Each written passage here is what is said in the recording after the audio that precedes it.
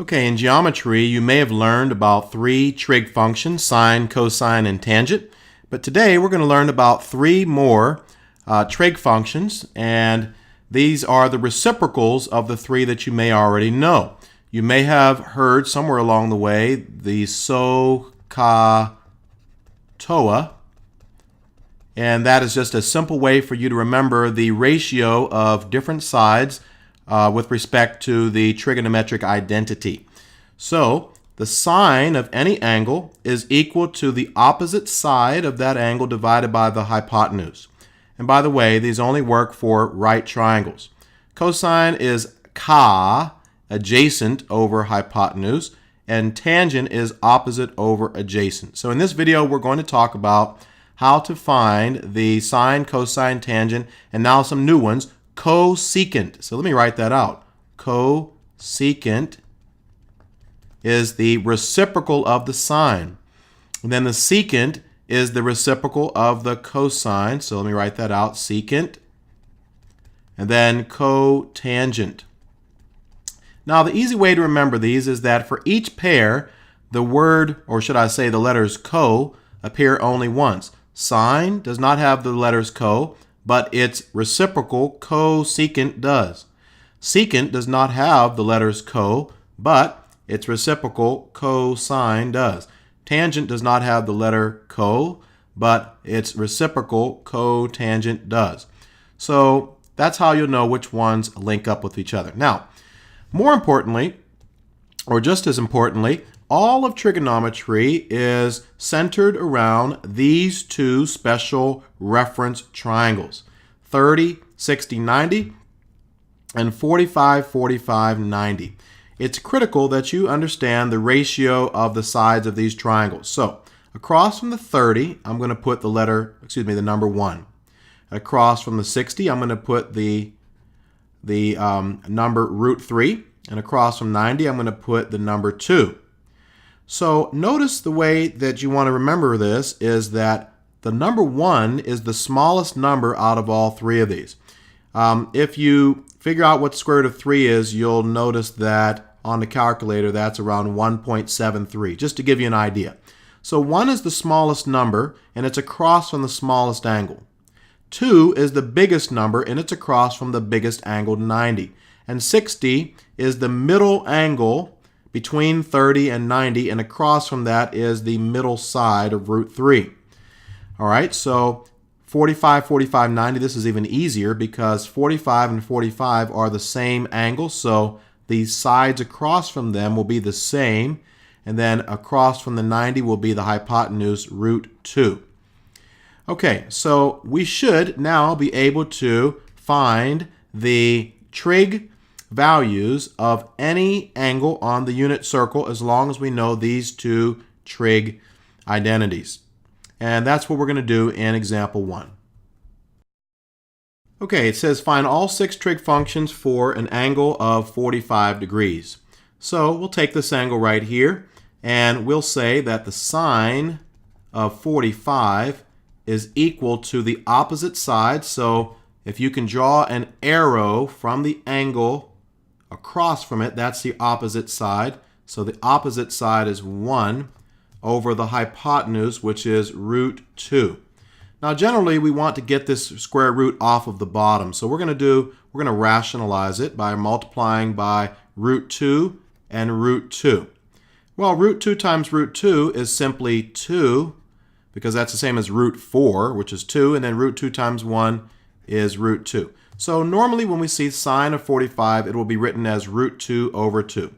All right, so actually, since we just did sine, let's go ahead and get the reciprocal cosecant. So we get 2 for 1. So cosecant of 45 is going to be hypotenuse over opposite, or the reciprocal of sine.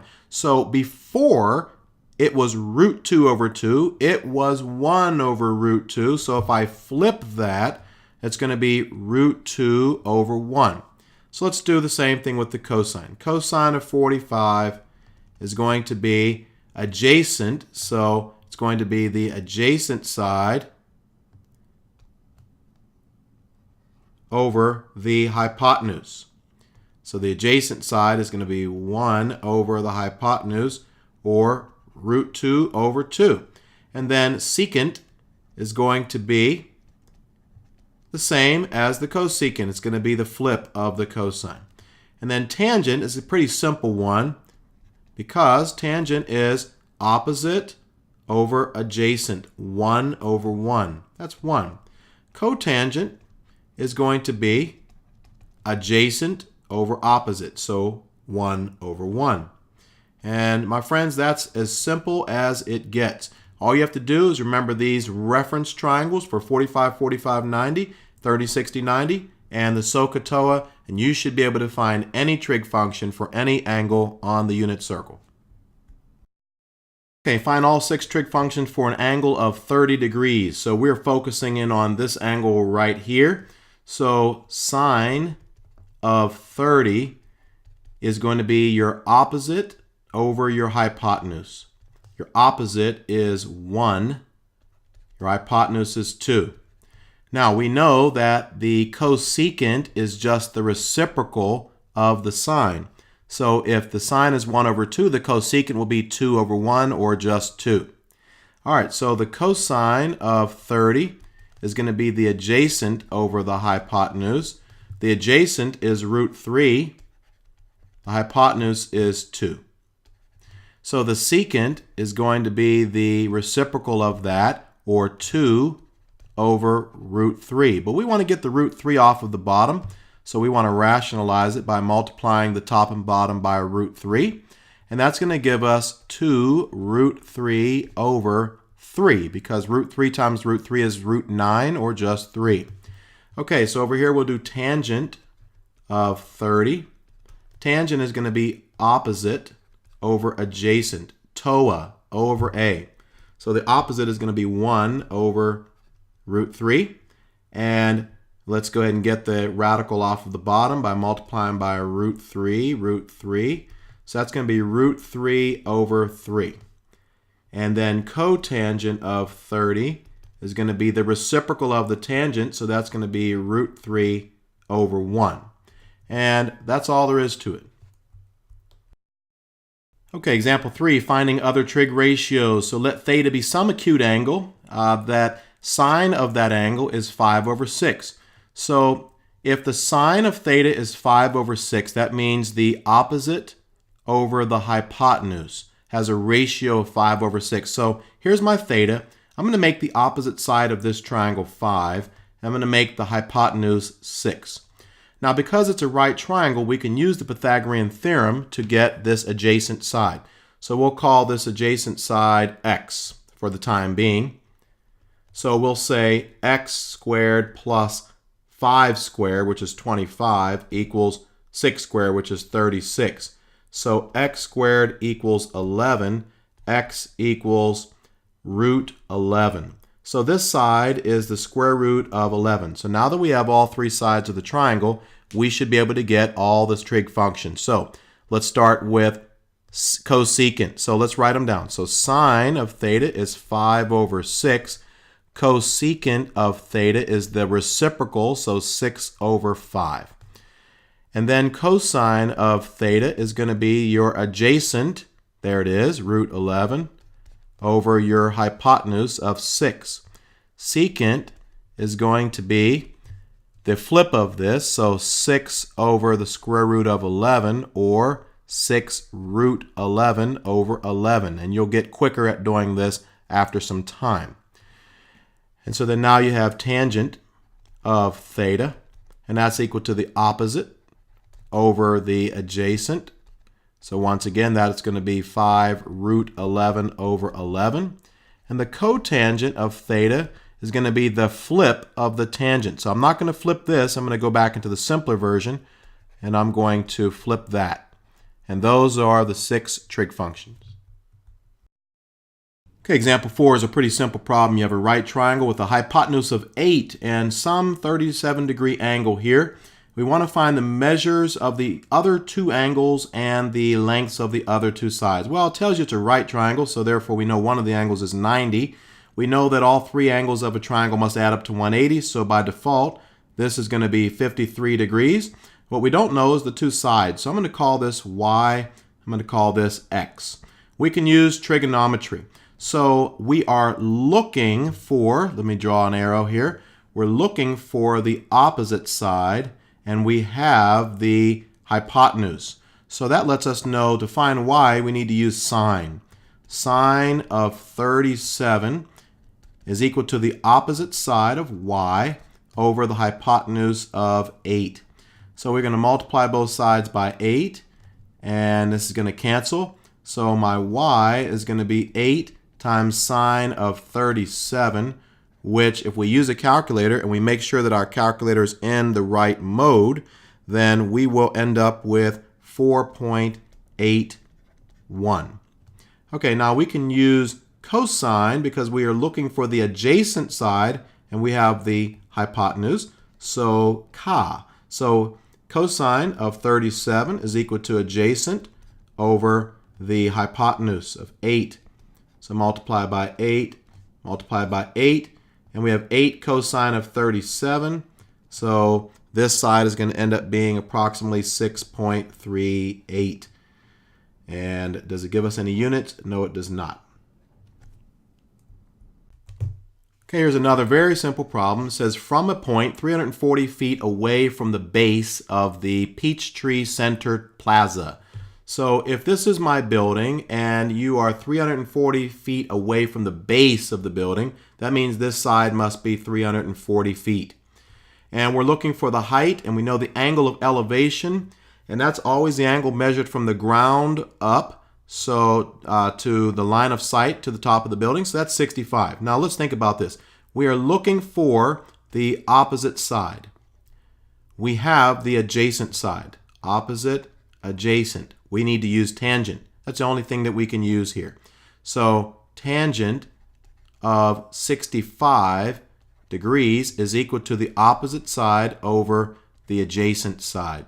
So we're going to multiply by 340, and we have our height. Our height, after we plug it into our calculator, is going to be 729.13 feet. Okay, in example 6, we want to go backwards. We have the trig function and its ratio, and we need to find theta. So we need to find this angle theta right here, and by default, these are all right triangles, or nothing works. So I'm going to write this as over 1. So it's telling you that the cosecant is root 2 over 1. If you can remember, the cosecant is the reciprocal of the sine, so this is going to be hypotenuse over opposite. So I'm going to make my hypotenuse root 2. I'm going to make the opposite 1. And if you can remember, oh, this is a 1, 1, root 2 special reference triangle, which means the angle is going to be 45 degrees. So 45 degrees, and it says give it in terms of radians and degrees. So I need to convert that to radians. So 45 degrees. And if you remember from the last section, our conversion factor is 180 degrees is equivalent to pi radians. So whenever you reduce 45 over 180, which is just a simple fraction to reduce, you'll get pi over 4. And that is the same as 45 degrees, but in radians. Okay, here we have this next one. We have the same trig function, cosecant, so hypotenuse over opposite. So hypotenuse, and then opposite is root 3. So this looks like a 30, 60, 90 triangle because 2, root 3, and then this is going to be 1. So now we have to remember what angle is always across from root 3 in this triangle. Well, it's going to be 60 degrees because 60 is the middle angle and root 3 is the middle side. So 60 is your answer. So theta equals 60 degrees. Now, we can quickly convert this into radians because we can ask ourselves the very simple question, how many times does 60 go into 180? It goes in 3 times. So that must mean that in radians, this is pi over 3. If that doesn't make sense to you, go ahead and do it the longer way, but I want to start getting you in the habit of recognizing that if you have an angle, you can just think about how many times it goes into 180 and then take pi and divide it by that number. Okay, last one. Secant of theta is equal to 2 over root 3. Secant is going to be your hypotenuse over your adjacent. So your hypotenuse is 2. Your adjacent is root 3. And across from this must be 1 because it's 1 root 3, 2. So that's a 30, 60, 90. So across from 1 is always going to be 30 degrees. So your angle theta is 30 degrees. 30 goes into 180 6 times. So therefore in radians this will be pi over 6. Okay, for this last problem we want to find the total area of, first of all, just the rectangular panel, and then the surface area of the entire rectangular prism. So in order to do that, we need to have this hypotenuse here. So let's think about what we have given to us. We have an angle, and we have the opposite side of that angle. And we are looking for the hypotenuse. So I'm going to use red so we can see it pretty clearly. We're looking for the hypotenuse h. So we can use any of the 6 trig functions that we want. In this case, I'm going to use cosecant. Use cosecant because the cosecant of 54 is equal to the hypotenuse, which is h, over the opposite, which is 5. I multiply by 5, multiply by 5, and the height, or the, should I say, excuse me, the hypotenuse is going to end up being 6.18 feet. Now, if I take that and multiply it times 12, I'll get the area of the rectangular portion. So I'll just say area of the rectangle is going to be 74.16. All right, so now we want to find the area of the left side, which is going to be doubled because there's an equal side on the right. So the left side is a triangle, so I'm going to do, so let's say the area of the left is going to be base. Oh, we don't know the base, so we need to find that. So I'm going to use cotangent. Cotangent of 54. If you remember, tangent is opposite over adjacent, so cotangent is going to be adjacent, which we don't know. So let me put that, it's going to be x, we don't know that, divided by the opposite, adjacent over opposite. And we multiply this out, we will get 3.63. So now we know that that side is approximately 3.63. So the area of this triangle is going to be base times height, which is 5, divided by 2. But now I'm going to multiply this by 2 because there's a left side and a right side. So this is going to be the left and the right. And so if I do that, the 2's are going to cancel, leaving me with the area of both of those sides to be 18.16 feet. And this is feet, actually feet squared. All right. And then we also have the bottom. The bottom is just a rectangle with a length of 12 and a width of 3.63. So the area of the bottom is simply going to be 43.59. And then we have the back. The back is going to be 5 times 12, which is 60. So the area of the back is a pretty simple calculation. It's going to be 60 feet squared. It should be feet squared as well. So when we add the bottom plus the back plus the left and right plus the rectangular panel, the total area is going to be 195 and 92 feet squared.